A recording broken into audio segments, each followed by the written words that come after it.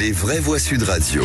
3 mots qui sont, Félix: détournement, sondage et vasque. Destituer Emmanuel Macron. La proposition LFI jugée recevable par la majorité de gauche au bureau de l'Assemblée nationale. La présidente Braun-Pivet dénonce un détournement de la règle de droit. Pendant ce temps, surprise, malgré tout ça, le nouveau Premier ministre caracole en tête au tableau de bord IFOP fiducial des personnalités pour Sud Radio et Paris Match. Première fois depuis Nicolas Hulot qu'un nouveau mesuré démarre en pole position, 57% pour Michel Barnier.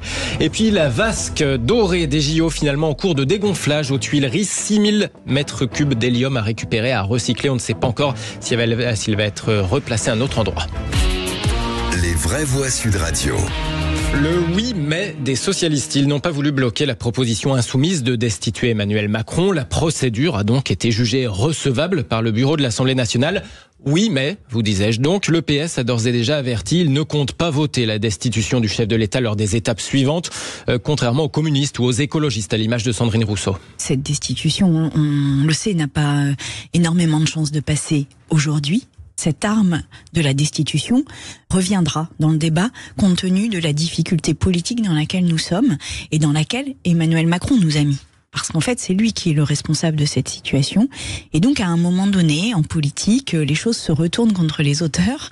Et donc, je suis absolument certaine qu'on reviendra sur la destitution. Les socialistes disent que c'est une erreur parce que ça relégitime Emmanuel Macron. Non, moi je pense que c'est une manière de poser un rapport de force et de dire que nous sommes prêts à aller jusque-là. Je pense qu'il faut qu'ils l'entendent. Nous sommes prêts à aller jusque-là. Sandrine Rousseau ce matin avec Jean-Jacques Bourdin sur Sud Radio. En attendant, la majorité de gauche au bureau de l'Assemblée nationale a fait le choix d'un détournement de la règle de droit. Selon Yaël Braun-Pivet, la présidente de l'Assemblée dénonce, je la cite, une instrumentalisation à des fins purement politiques. Instrumentalisation qui, selon son communiqué, affaiblit gravement nos institutions. Moi, je suis navré, mais alors que les socialistes ne voulaient pas la voter, déclarer la chose recevable, ils ont cédé à la pression, mais l'honnêteté intellectuelle aurait dû les conduire à rester sur leur position initiale. Il y a un manque de courage qui m'exaspère. Olivier Faure, on l'avait dit. Court après LFI et Mélenchon. C'est vraiment scandaleux, pardon. Mais le Parti Socialiste accepte aujourd'hui que ça soit recevable, mais demain voteront contre. Il y a une schizophrénie aujourd'hui au Parti Socialiste qui devient agaçant. Moi, je pense que l'aspect positif, c'est que ça met pression quand même sur Michel Barnier pour qui, pendant ses consultations, essaye quand même de draguer aussi des personnes qui ne sont pas exclusivement à droite et au centre droit, sinon ça va quand même crisper beaucoup de gens. Donc je pense que c'est ça aussi l'effet que ça va avoir sur lui. Il va se sentir contraint d'aller trouver des personnes plus à gauche. Il aimerait bien. Mais j'ai peur qu'il arrive. J'ai peur qu'il n'a pas le choix. Effectivement. Allez. C'est une tâche très Mon difficile. Dieu, qui ne succombe pas à la tentation. Le deuxième mot, sondage. Michel Barnier fait une entrée fracassante dans le tableau de bord de IFOP fiducial des personnalités pour Sud Radio et Paris Match. 57% de bonne opinion pour le nouveau Premier ministre. Alors vous me direz, c'est pas un score nord-coréen, certes, mais c'est la première fois depuis Nicolas Hulot qu'un nouveau mesuré se trouve en tête de ce tableau de bord. 57% donc pour Michel Barnier, suivi par 3 de ses prédécesseurs, figurez-vous. Édouard Philippe prend 5 points à 55% de bonne opinion. Gabriel Attal en prend 8. Il réatteint la majorité de bonne opinion à désormais 54%. À croire qu'il suffit de s'éloigner un petit peu du pouvoir finalement pour se refaire une santé.